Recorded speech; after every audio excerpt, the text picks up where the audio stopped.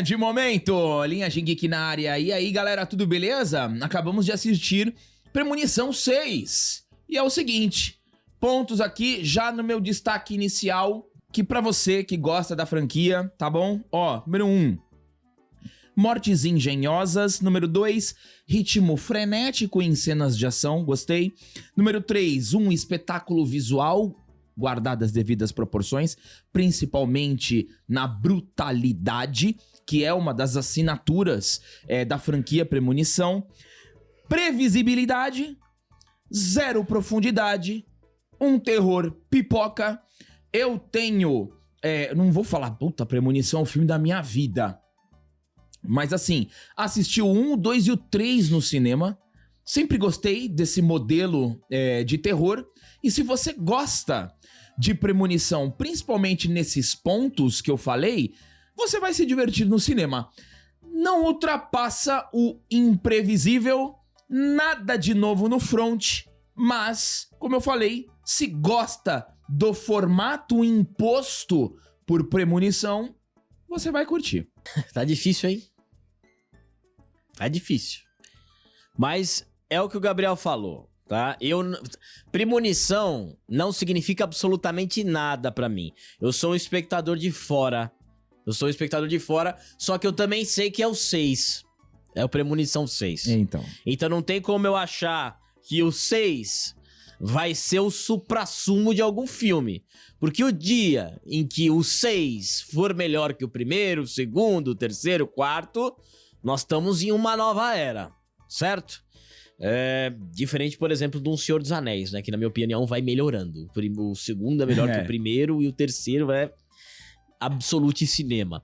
Também tem o Rocky 4, que é um outro exemplo bom, mas aí você tem umas alterações de gênero. Aqui você continua o mesmo gênero com um seguinte contorno, que você tem um humor, mas isso eu vou falar no começo do vídeo.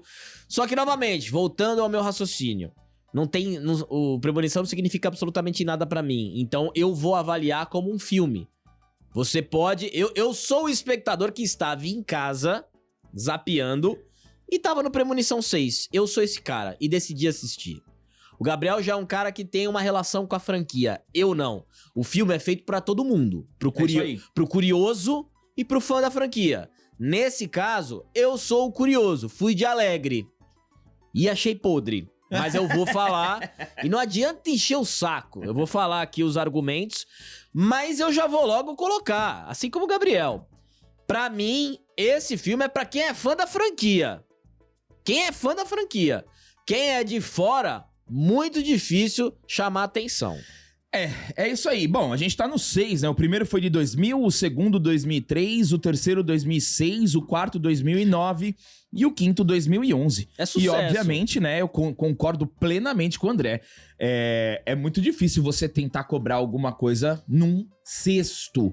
E eu também acho que nem é a intenção. Eu acho que não, eu acho que é mais... É pra ter o público ali. É pra você... Pra agradar o público. Isso, pra você manter... Sem intenção de furar bolha. É pra você manter o fandom. É isso aí, é um filme pra bolha. É isso, e não tem problema nenhum, tá? Não tem. Mas a minha opinião é quem veio fora da bolha. É isso aí. Porque às vezes você pode conhecer alguma cinesérie no 5, 6, 7. No caso dos terrores que a gente tava falando aqui, no Jason, você pode ter conhecido o Jason no 8. No Fred versus Jason, conheceu o Fred lá. E aí você pode se tornar um fã e revisitar todos. Entendeu? Então eu sou o cara fora dessa bolha. Bom, vamos lá, galera. Então assim, ó. Antes da gente continuar, eu quero agradecer demais a todos vocês que votaram na Linhagem Geek, tanto na categoria de influenciador de cinema, TV, streaming e podcast. Nós somos o primeiro canal que se classificou nas duas categorias, principalmente pelo voto popular. Isso é incrível, Pelo cara. voto de vocês. Olha só que coisa incrível, né? Muito obrigado. O IBEST nunca me passou pela cabeça concorrer ao IBEST, e hoje a gente está já entre os 20, o top 20 do Brasil em ambas as categorias, mas para mim o mais significativo é que nenhum outro canal está classificado em nenhuma das duas categorias, só a Linhagem Geek. Então, realmente, eu tenho que agradecer demais a Deus e a vocês por toda essa força, toda essa ajuda. Agora vamos aguardar, não precisem mais votar, mesmo porque não dá pra votar. Vocês podem votar no pessoal do Heróis e Mais, vocês podem votar no Giga, vocês podem votar no Wagner, no Tragicômico, que são canais nerdolas que entraram agora na disputa do IBEST, mas agradeço demais a todos vocês. Lembrando que este sábado e este domingo nós estaremos na Hobbycon, um evento aqui em São Paulo, no bairro da Liberdade do Espaço Raca. O link tá aqui na descrição. Eu não sei se ainda tem ingressos, tá? Tava no último lote, mas se você quiser conhecer a gente, trocar uma ideia, nós estaremos lá sábado e domingo, tá bom?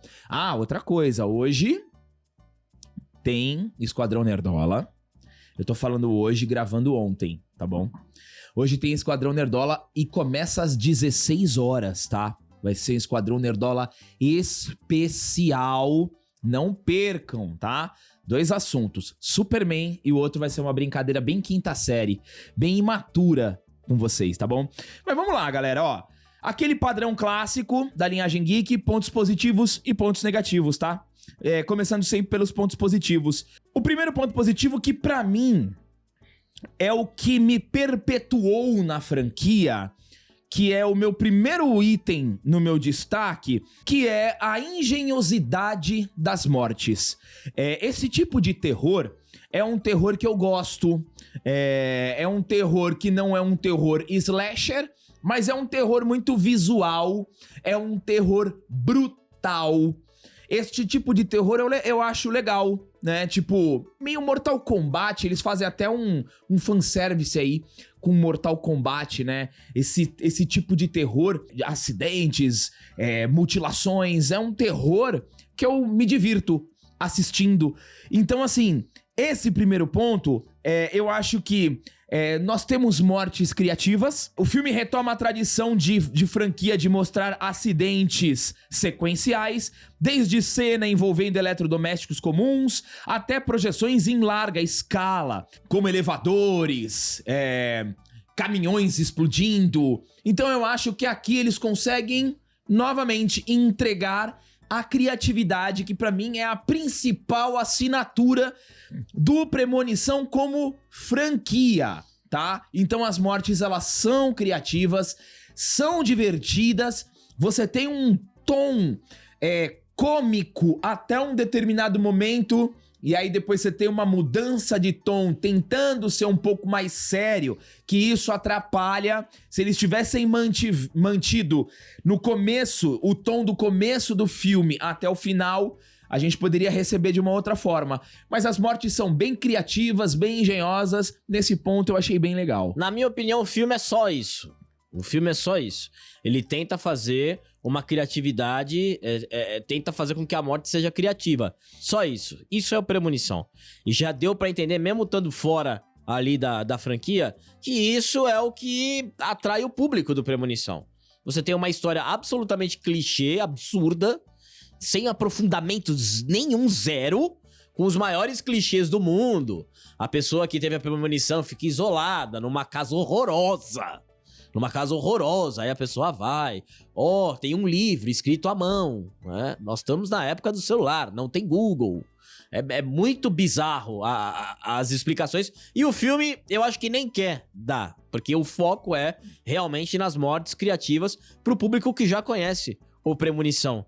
Agora, a parte do humor, eu achei muito interessante que eles tentaram, em algum momento o filme ele tenta puxar o humor junto com as mortes, né, tudo mais, que se eles abraçassem seria um baita filme pra mim. Porque, aí seria legal. Só que eles depois, o filme começa bem sério, aí depois vem esse humor com alguns personagens, só que aí tira o humor de cena pra ficar a seriedade de novo. Acho que não sei se a equipe ou o diretor falou assim, não, talvez o público do Premonição não vai gostar, então vamos puxar mais pra seriedade. Tentar buscar pra seriedade, porque na sessão que a gente foi assistir, muita gente riu das mortes. É verdade. Muitas risadas de morte, entendeu? Não que isso me incomode, de jeito nenhum, mas esse é o tom do filme, a galera vai pra se divertir, isso. Então se você abraçasse o humor, eu acho que não ficaria ruim, teria que ter uma boa mão pra isso. Mas, na minha opinião, o filme é só isso. Em base de roteiro, a galera escreveu o roteiro com o pé. Ou pediu pro GPT e ainda falou, escreva rápido pro GPT. Faz aí um Premonição 6, escreve rápido. 5 páginas. 5 páginas que a gente desenvolve depois e usa. E entre parênteses ali, eu acho que na versão final, em cada página tava assim, atores improvisam. Vai lá, vai vocês, que aí as mortes já estão escritas, vocês vão acabar aqui.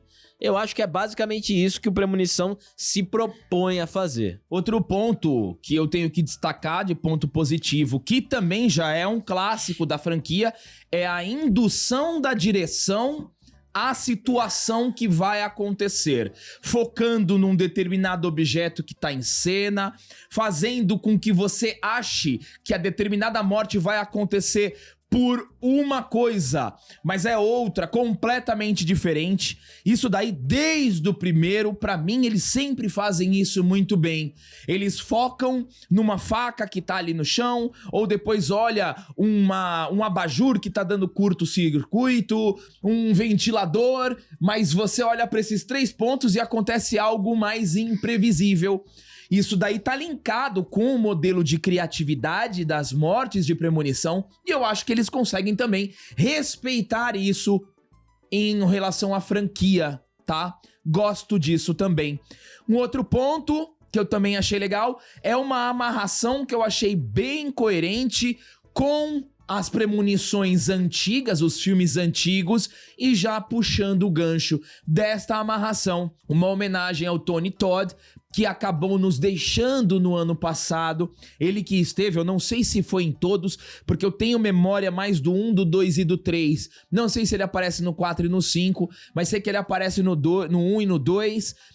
Mas ele tá lá desde o começo, então eles fazem uma amarração interessante, não vou entregar o spoiler, mas ali bateu um sentimento nostálgico. A gente sempre fala aqui que nostalgia não é o suficiente para eu avaliar um filme bom ou nem ruim. Nem easter egg, nem fanservice, mas nesse ponto a nostalgia pra mim, ela conseguiu fazer um link com principalmente o primeiro e o segundo. Então, a homenagem ao Tony Todd foi legal, eu achei bacana, mas infelizmente ele acabou nos deixando no ano passado, mas eu também achei legal a participação dele. Entrando agora nos pontos negativos, tá? O que o André já disse, mas eu preciso destacar, um desenvolvimento absurdamente superficial dos personagens. Você não consegue se aproximar com nenhum personagem, e aí eu uso pro meu argumento o Premonição 1 e 2. Pra mim, o Premonição 1 e 2, eles conseguem, pra mim, no meu caso, conseguem fazer com que eu me aproxime e compre o desenvolvimento dos personagens dos 2 primeiros. Aqui são atuações, de certa forma, bem razoáveis pra ruins, e aí acaba que você não cria vínculo nenhum com os personagens, mesmo sendo uma família. Quando mais se aproxima o filme de você ter uma identificação é na parte do humor. Na parte do humor você consegue se conectar com algum personagem. Fora isso, não tem a menor conexão. Talvez seja até o objetivo do filme, já que a maioria do elenco vai morrer, então talvez não seja isso mesmo, pra você não se conectar, pra você não ter nenhuma surpresa. Mas não tem o mínimo de tentativa aqui. É o que eu falei do roteiro, ó. Imprime aí, tu vai morrer ali, sorria, rec, gravando, entendeu? Vai lá, faz alguma coisa aí. Não tem a história, a tentativa de você juntar a história, fazer um diagrama, um fluxograma ali, pífio, podre, e zero conexão com qualquer momento. É bem... E é um filme barato, né? 50 milhões de dólares. É um filme bem barato, é por isso que vai ter mais. Outro ponto negativo, que eu também já destaquei, mas a gente precisa aprofundar um pouco mais, é a fórmula já conhecida, né? Extremamente conhecido, tem alguns pequenos ajustes, mas o enredo segue em grande parte o mesmo formato dos antigos, a mesma estrutura, que é a premonição, fuga, morte criativa. E aí, pra quem acompanha a franquia desde o começo, é aquela sensação de que você tá vendo os mesmos filmes. Então, nada me surpreendeu no filme, absolutamente nada. Zero. É aquele filme que eu já sabia como ia ser, como ia terminar. Então, nesse ponto, realmente não há a menor inovação. É extremamente previsível. Se você assistiu todos os Premonições, você vai identificar essa mesma estrutura. Zero surpresa. Eu que não tinha assistido nada, nada não, né? Eu assisti o 1 e o 2, mas faz muito tempo, eu não lembro. Mas mesmo você que não tá acostumado com porque ele te dá o tempo, é como se fosse uma música, né? O Premonição. Desde a primeira cena, você já mata. É assim que acontece, né? O detalhe nos objetos, ali vai acontecer alguma coisa, o filme te prepara. Eu acho que o filme poderia ser tentar ser um pouquinho mais arrojado nisso. Dar umas dicas fake. Ele até faz isso, mas é bem básico. Mas, novamente, eu acho que eles não tentaram absolutamente nada porque é o 6 e eles fizeram pro público que já gosta. Exatamente. Então não há nenhum motivo pra você tentar pescar alguém de fora. Perfeito. Então assim, galera, mesmo apontando esses detalhes negativos e os pontos positivos, eu me diverti com o filme porque era exatamente o que eu esperava. Pra mim, o filme cumpre o seu papel dentro da franquia. Então, por isso, a minha nota para Premonição 6 é 6. Eu vou dar nota 3. Pra mim, nada, 0, 0, 0. Só gostei de um negócio que eu até comentei com o Matheus lá, e o Matheus, ele finalizou bem, que pode ser até não sei se foi a intenção do diretor, mas muito simbólico. E factual. E factual, né? Simbolismo simbólico factual daquele que vence a morte. Só tem um que venceu a morte, eu acho que, não sei se o diretor pensou nisso, mas pelo menos essa mensagem é boa. Mas nem é por isso. O meu 3 é porque tem uma criança que morre. Então, pelo menos isso eu já fiquei... Porque sempre tem, né? Quem tá vindo agora no canal...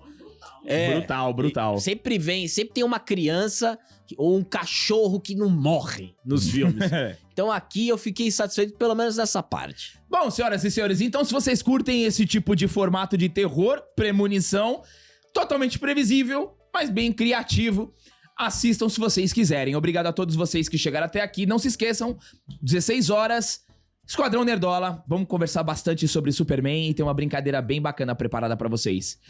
Deem um triplo C, se inscrevam no canal e até o próximo vídeo.